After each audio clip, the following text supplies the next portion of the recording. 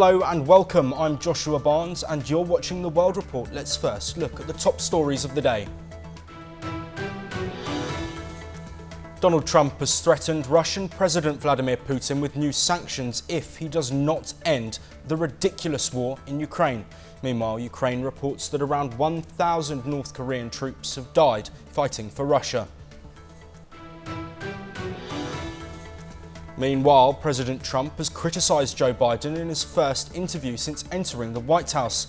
While he pointed towards Biden's last-minute pardons for family members, the 47th president also dismissed China and TikTok concerns and reaffirmed his vow to release the records of the JFK assassination.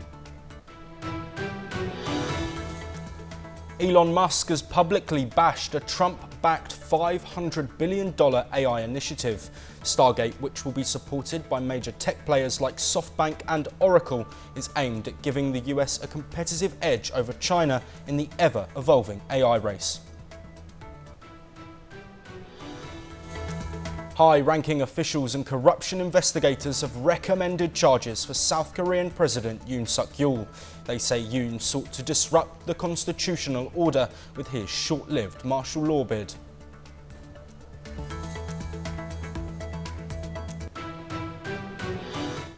China has lodged a strong protest with Afghanistan's Taliban government after a Chinese mine worker was killed in the Takhar province.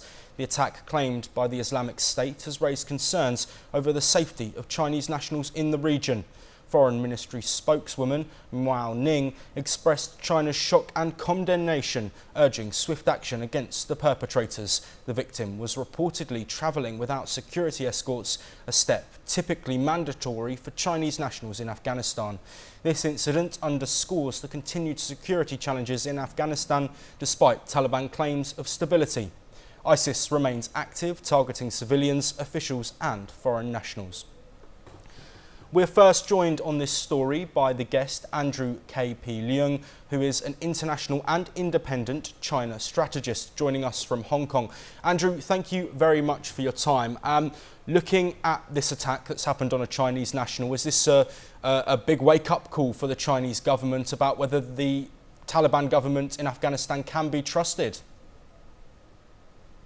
Well, this is, of course, not the first time that China's nationals working increasingly overseas being attacked by various factions or terrorists. But this particular attack is claimed by a group allied with the East Turkestan kind of independence movement. Is a kind of separatist group in China's huge Xinjiang province. I think that the rise of the Taliban in Afghanistan and also the change of regime in Syria, now under the control of groups also allied to the Xinjiang independence movement, does worry China. So while China's Belt and Road Initiative would welcome the connections with these countries, Afghanistan and also Syria, to helping with the reconstruction of these war-torn territories. But on the other hand, because of the connections of the ruling regime's connections with the Xinjiang independence movement, so China's walking over this issue quite gingerly. And on the one hand, China want to help the reconstructing these countries. On the other hand, this is a very dangerous kind of movement, and above all, some of these groups are also branded as terrorists by the United Nations and Western countries, including the United States. We're also joined by Ambassador Anil Triganayat, who's a distinguished fellow at the Vivekananda International Foundation. Thank you very much for joining us, Ambassador Triganayat. Looking at the Taliban's rule, once they came back into power, they promised that there would be order. They promised that issues like this wouldn't happen and the rise of extremist terrorism wouldn't happen. Is this another indication that the Taliban aren't necessarily doing the job that they should be? Well, let us also understand the grassroots reality in Afghanistan. The Afghanistan is still a state which is not managed. There are a large number of militant groups, including the ISIS, ISKP, and the ETIM, as our Chinese friend said, as well as the Al Qaeda groups in at least 15 of those states. So it is not that they are not there, but the Taliban, I doubt very much, has the capacity to control all those groups until and unless it has some kind of an international assistance. That does not happen. So therefore, all these groups are continuing to operate in different ways. The only thing the Taliban actually leadership promised is that from their territory, they will not allow the militancy or the extremism to go out. But that is also they are not able to do so. They will not be able to do so because the terror groups do work like a syndicate. They support one another in different parts of the world. And unfortunately, we have seen that ever since certain groups which used to be treated as designated terrorist groups in different parts, whether it is Pakistan, Afghanistan, or even in Syria or for anywhere else, they are being legitimized. So once they know that they can, by following their tactics, they can even achieve that Islamic State or whatever their views or objectives are, then obviously, I mean, the fight against terrorism will always be compromised. And that's precisely what one is looking at today happening. And I believe that that is going to continue for a long time, as long as the major states, the big powers, continue to have this policy of my terrorist is better than yours, or the good terrorist and bad terrorist kind of a policy. Andrew, looking at the relationship between China and Afghanistan, potential there for China to become a large investment partner in the country, do you think incidents like this will have an impact, or do you think there might be brushing under the rug so that those relations and those ties can continue?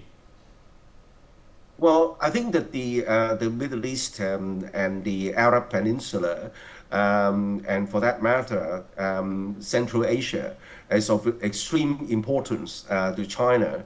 Is a major conduit for China to connect with the global South. Also, there's an arc of instability, but also opportunities for huge reconstruction, because these are war-torn countries. And of course, it's a very important passageway for China's Belt and Road Initiative.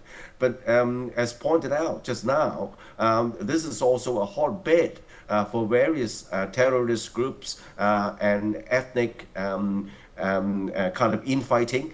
But China has recently successfully brokered some kind of almost impossible impasse between different countries. For example, the historic rapprochement between Iran and Saudi Arabia, and also brokering a kind of coalition of different groups in Palestine. So I think that China may try to see how the situation could be stabilized by maybe talking to different groups. But this is complicated by this connection with the Xinjiang independence movement, because whereas China is quite willing to talk to the various factional groups, but on the other hand, it's a different story with the Xinjiang independence movement, because Xinjiang is simply far too important a province for China. Again, it is a very large province, accounting for, I think, about 1/6 of China, and then it's very rich in resources, and also as a passageway for China to connect with the Eurasia. So I think that China would approach the situation quite gingerly, I would use the word. Andrew K.P. Leung and also Ambassador Anil Triganayat, thank you very much for both joining us. We now move to President Donald Trump. Trump, who has issued a stark warning to Russian President Vladimir Putin, threatening high tariffs and sanctions if he does not negotiate an end to the war with Ukraine. In a post on Truth Social, Trump stated that settling the conflict would be a very big favour to Russia. Let's take a look at this report. Donald Trump has warned he will impose high tariffs and further sanctions on Russia if Vladimir Putin fails to end the war in Ukraine. Writing on his social media platform Truth Social, he said that by pushing to settle the war he was doing Russia and its president a very big favor. Trump had previously said he would negotiate a settlement to Russia's full-scale invasion, launched in February 2022, in a single day. Russia has not yet responded to the remarks, but senior officials have said in recent days that there is a small window of opportunity for Moscow to deal with the new US administration. Putin has said repeatedly that he is prepared to negotiate an end to the war, which first began in 2014, but that Ukraine would have to accept the reality of Russian territorial gains, which are currently about 20% of its land. He also refuses to allow Ukraine to join NATO. Kiev does not want to give up its territory, although President Volodymyr Zelensky has conceded he may have to cede some currently occupied land temporarily.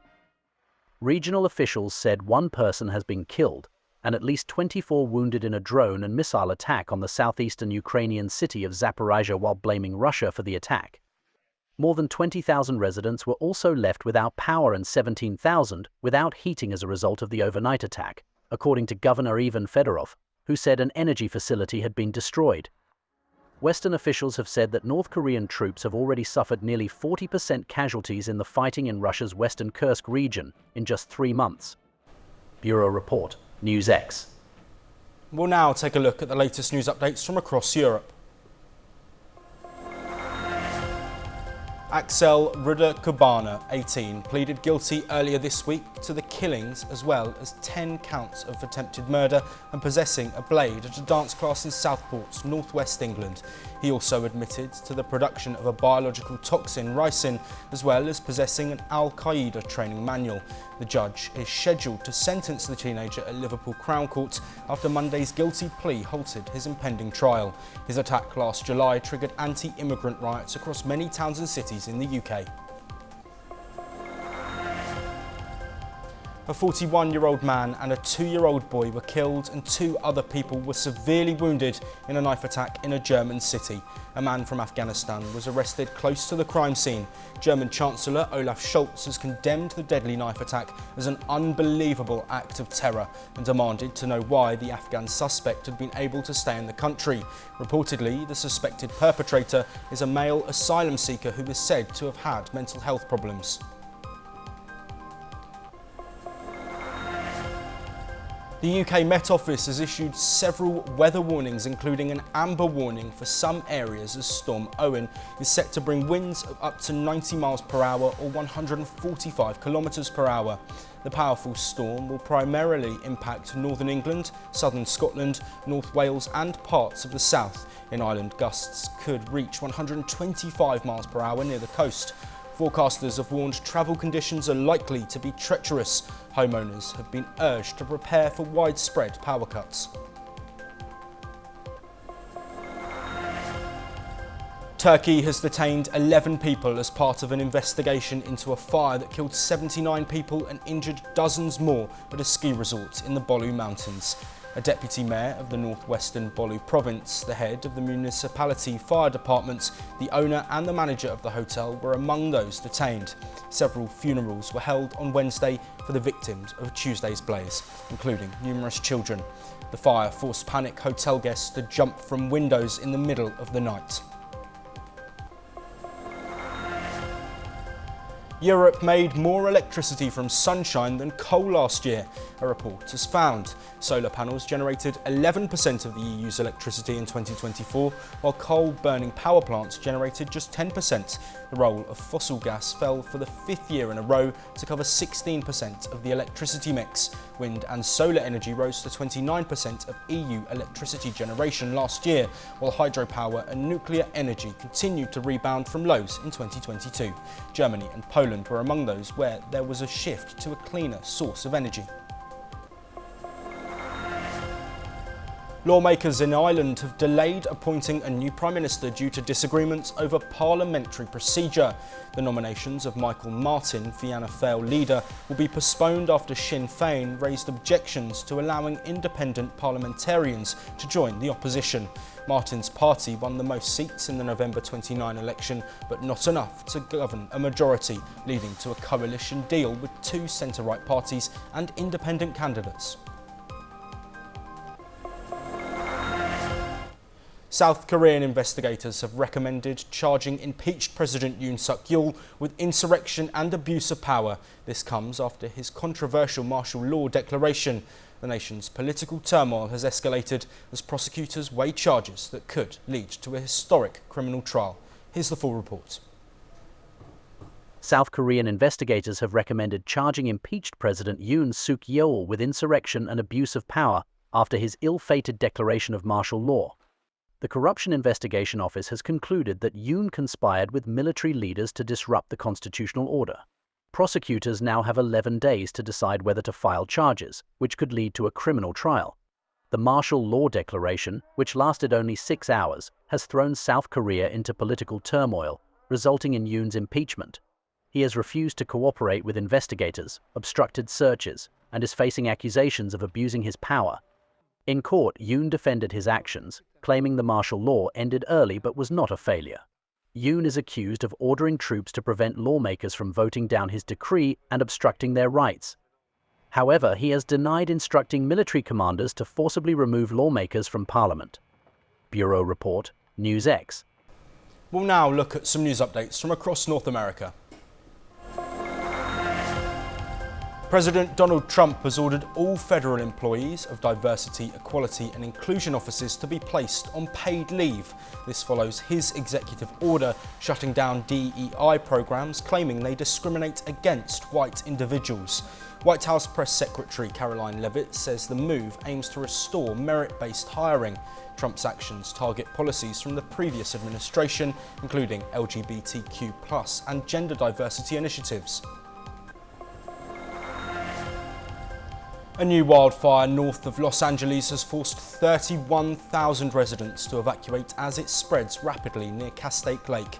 Strong Santa Ana winds have fueled the blaze, which has burned over 9,400 acres. Fire crews are working around the clock to contain it as the region struggles to recover from previous fires. President Trump criticised California's water management, threatening to cut federal funding.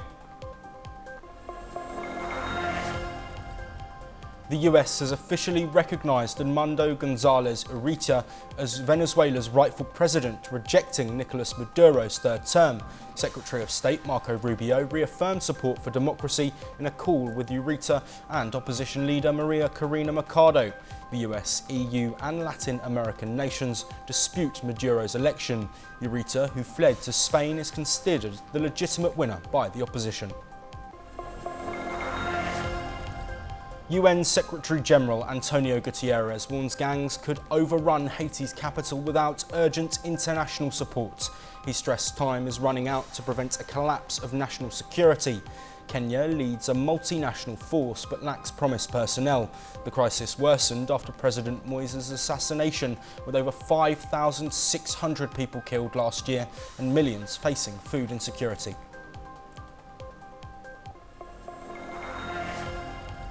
US Secretary of State Marco Rubio reaffirmed America's ironclad commitment to the Philippines amid rising tensions with China in the South China Sea. In a call with Philippine Foreign Secretary Enrique Manalo, Rubio emphasized the importance of their defense treaty and condemned China's aggressive actions, calling them a threat to regional peace and stability.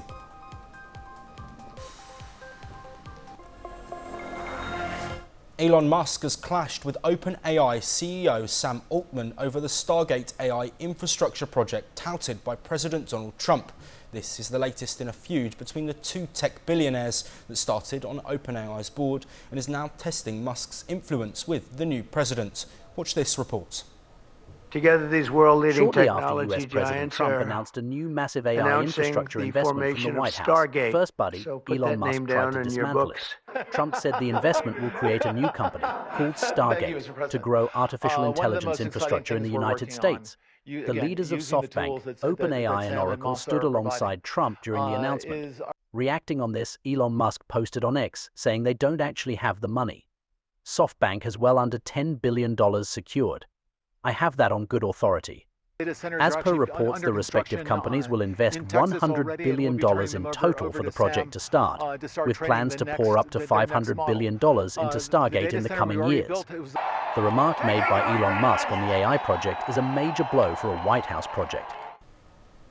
Let's now take a look at news updates from across the world of business. China has urged state insurers to invest more money in mainland shares. Insurers must allocate 30% of new premiums to stocks. The pilot program will channel $13.75 billion into equity markets. Mutual funds must increase mainland holdings by 10% annually. The CSI 300 index rose 1.8% after the announcements. Officials aim to stabilise markets amid economic challenges.